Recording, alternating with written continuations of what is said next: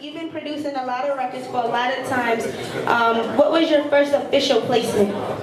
My first official placement was in '07 with Young Jock and Gorilla Zoe on the Hustlenomics album. I Begin to the Money joint. I did the hook as well as the beat, the production on the beat. So that was my first. So you write too?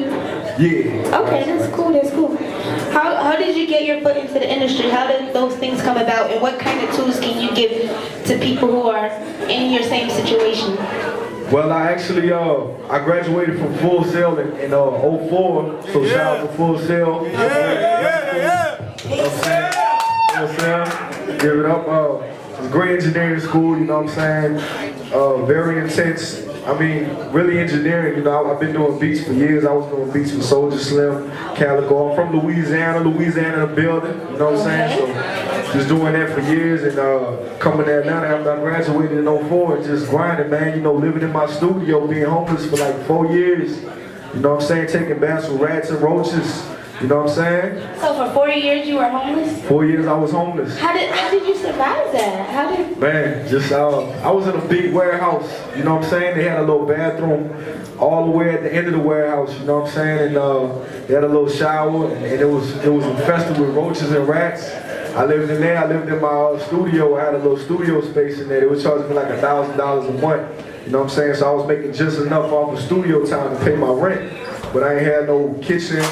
I ain't had none of that, you know what I mean? So I was just sleeping on the floor every night, and I had my little equipment that I had. You know, this was like 4 years ago, and I've been blessed with a nice house and everything. Now I got my basement built out, so just grinding like a motherfucker. Wow. Yo, that's real. Oh my gosh, that is.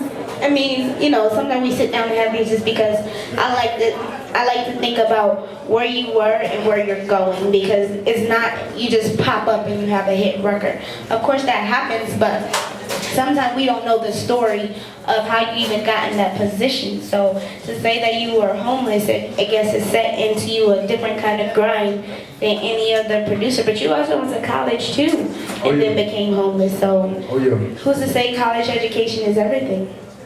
Man, you gotta grind, man. You know you could get a college education, but you gotta get the experience after. You know what I mean? You gotta go through it to get to it. You know what I'm saying?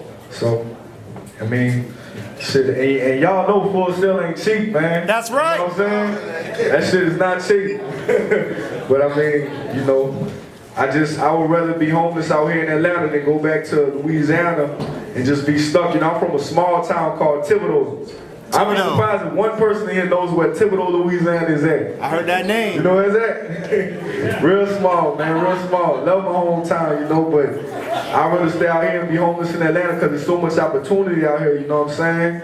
And I mean, I've been blessed with a huge house, 3-story house. Now, you know, I got my basement built out to a full recording studio. You know what I'm saying? I'm just really blessed and thankful to even be in this city, you know what I'm saying? Because we take, a lot of times, us as artists and producers, we take it for granted that we surrounded by celebrities, you know what I'm saying? You gotta take advantage of every opportunity. Like everybody in here should be giving these two guys right here business cards, Jasmine, B, everybody should be networking right now, you know? That's the most important thing, and that's the quickest way to get to the top is through networking, grinding.